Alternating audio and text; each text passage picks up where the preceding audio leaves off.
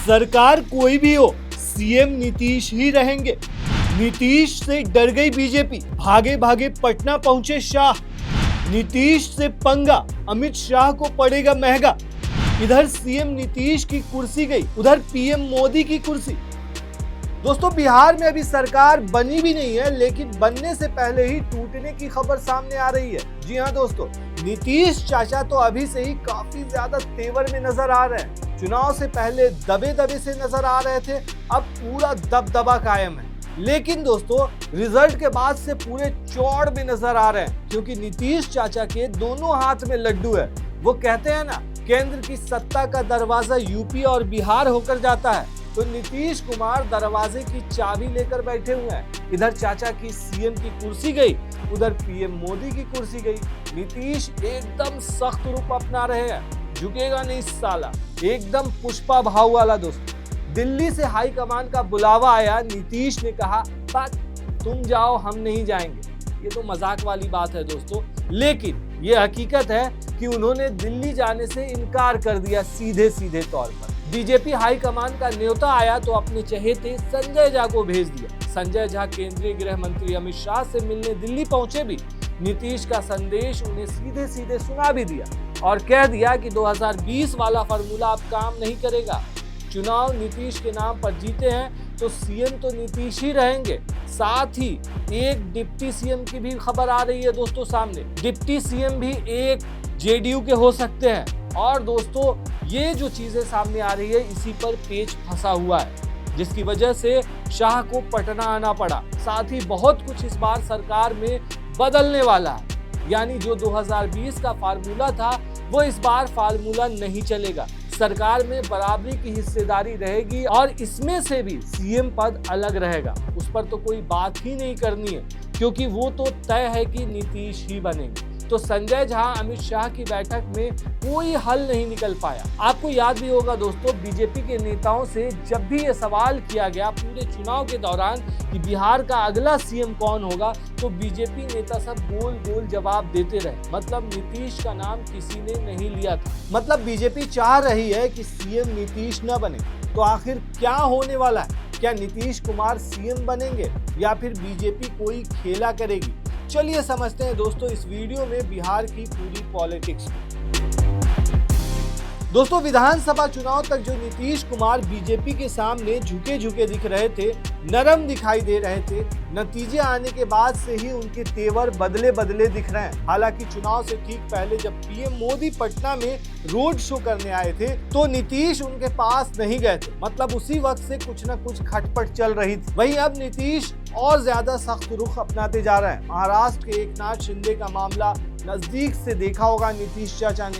खैर, अब नीतीश चाचा बीजेपी के सामने झुकने को तैयार नहीं है और अपनी शर्तों को मनाने पर अड़े हुए हैं। बीजेपी नेताओं को भी दिल्ली बुलाया गया था और अब बीजेपी हाईकमान को नीतीश से सीधे बात करने के लिए मजबूर होना पड़ रहा है। नीतीश अब मजबूरी बन चुके हैं, एक तरह से कह सकते हैं बीजेपी के लिए। अमित शाह जो पहले सीधे नीतीश के शपथ ग्रहण में बिहार जाने का कार्यक्रम बना रहे थे, अब एक दिन पहले ही पटना पहुंच गए। शाह के पटना पहुंचने की खबर ने एनडीए के अंदर जो टकराव चल रहा था, उसे अब सड़क पर ला दिया, या कहें कि सबके सामने लाकर खड़ा कर दिया। बीजेपी की पूरी नजर सीएम की कुर्सी पर थी, लेकिन नीतीश मजबूरी थे और मजबूती से टिके हुए। वहीं बीजेपी चाह करके भी नीतीश से दूरी नहीं बना पा रही, क्योंकि नीतीश अगर पलटी मारते हैं तो बीजेपी जीत कर भी हार जाएगी। एक तरह से आप कह सकते हैं कि बीजेपी के लिए ऑपरेशन महाराष्ट्र बिहार में फेल हो चुका है, क्योंकि बिना नीतीश कुमार के बीजेपी जोड़ तोड़कर कैसे भी सरकार बनाने की स्थिति में नहीं दिख रही है। जेडीयू को इस बात का एहसास है कि अभी वो ताकत में है, लेकिन बीजेपी भी बहुत पीछे नहीं है। इसलिए नीतीश कुमार अब हर कदम फूंक फूंक कर रख रहे हैं। कहा जा रहा है कि महागठबंधन की तरफ से तो उनके पास न्योता पहले ही आ गया है। बीजेपी के साथ सरकार गठन पर बात चल रही है।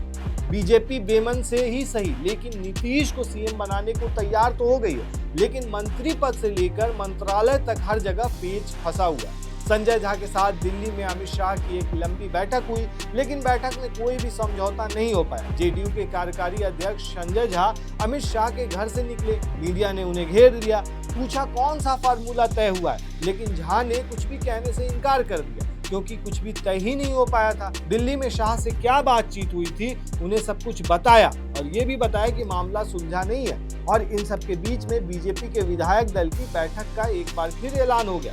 पर्यवेक्षक के रूप में यूपी के डिप्टी सीएम केशव प्रसाद मौर्य को बिहार भेजा गया। वहीं दोस्तों पॉइंट यह है कि दिल्ली में अमित शाह और संजय झा के बीच बात नहीं बनी, इसलिए अब अमित शाह को खुद पटना पहुंचना पड़ा। पटना जाने से पहले शाह ने जेपी नड्डा से बात की, तो वहीं शाह और नीतीश कुमार की बैठक से पहले बिहार बीजेपी के तमाम नेता भी नीतीश कुमार से मिले। वहीं बिहार में इस बात की भी चर्चा चल रही थी दोस्तों कि जेडीयू ने शाह को मैसेज भेज दिया था कि पहले नीतीश कुमार के नाम पर मुहर लगाई जाएगी, उसके बाद ही अमित शाह से मुलाकात करेंगे। जैसा कि माना जा रहा है कि 20 नवंबर को नीतीश कुमार अपने पूरे मंत्रिमंडल के साथ शपथ लेंगे, लेकिन अगर बात नहीं बनी तो नीतीश कुमार के साथ सिर्फ डिप्टी सीएम ही शपथ लेंगे। सरकार में कितने डिप्टी सीएम होंगे अभी ये भी तय नहीं है। जेडीयू एक डिप्टी सीएम पद बीजेपी को देने की बात कह रही है, तो बीजेपी 2 डिप्टी सीएम की मांग पर अड़े हुए, यानी 2020 वाला फार्मूला ही बीजेपी दोहराना चाहती है। वहीं दूसरी तरफ चिराग पासवान की तरफ से भी डिप्टी सीएम पद मांग लिया गया है, ऐसी खबरें चल रही हैं। यानी विवाद एक नहीं है, बल्कि हर कदम पर विवाद ही विवाद दिखाई दे रहा है। और बीजेपी और जेडीयू के बीच का अगर झगड़ा नहीं सुलझता है तो फिर एक बात तय मानी जा रही है दोस्तों, सीएम और डिप्टी सीएम के अलावा किसी और मंत्री को शपथ नहीं दिलाई जाएगी। और कुछ भी हो सकता है, वो कहते हैं ना कि सत्ता कभी भी पलट सकती है, तो नीतीश चाचा को तो पता ही है, इतिहास गवाह है। तो दोस्तों एक बात क्लियर है कि इस बार एनडीए की सरकार बनाना और उसे पूरे 5 साल तक चलाना आसान काम नहीं रहने वाला है। और यही कारण है कि जेडीयू की तरफ से अब महागठबंधन के लिए अपनी खिड़की खुली छोड़ने की बात भी कही जा रही है, ये भी सुनने में आ रहा है। इस साल की शुरुआत में आरजेडी चीफ लालू यादव ने तो नीतीश से भी कह दिया था कि हमने तो अपने दरवाजे खोल दिए हैं, आप भी अपने दरवाजे खोलिए। फैसला नीतीश कुमार को करना है, क्योंकि बहुमत का जो खेल है उसमें आज बीजेपी को जेडीयू की जरूरत है। लेकिन दल बदल का जो खेल हुआ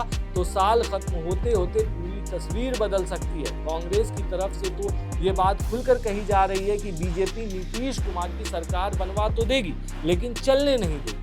और जिस तरह से सरकार बनने से पहले ही किचकिच शुरू हो गया है, उसके बाद नीतीश कुमार कोई भी बड़ा फैसला ले सकते हैं। और यही वजह है कि गृह मंत्री अमित शाह को शपथ ग्रहण से पहले ही पटना पहुंचना पड़ रहा है, क्योंकि पटना में दूसरा खेल शुरू हो चुका है। और अगर बीजेपी चूकी तो उसके साथ बड़ा खेल भी हो सकता है दोस्तों। फिलहाल नीतीश कुमार मजबूर नहीं बल्कि मजबूत स्थिति में दिखाई दे रहे हैं। बीजेपी पहले से भले ही मजबूत हुई हो, लेकिन जिस तरह से नीतीश की पार्टी की सीटें डबल हो गई है, उससे बीजेपी के नेता हैरान और परेशान दोनों दिखाई दे रहे हैं। अब बीजेपी की ये परेशानी खत्म होगी या नहीं, ये तो बाद में पता चलेगा। और ये डबल इंजन की जो सरकार है वो चलेगी या नहीं चलेगी, ये भी बाद में पता चलेगा। आपको क्या लगता है दोस्तों, ये सरकार कितने दिनों तक रहेगी? नीतीश चाचा पलटी मारेंगे या नहीं मारेंगे?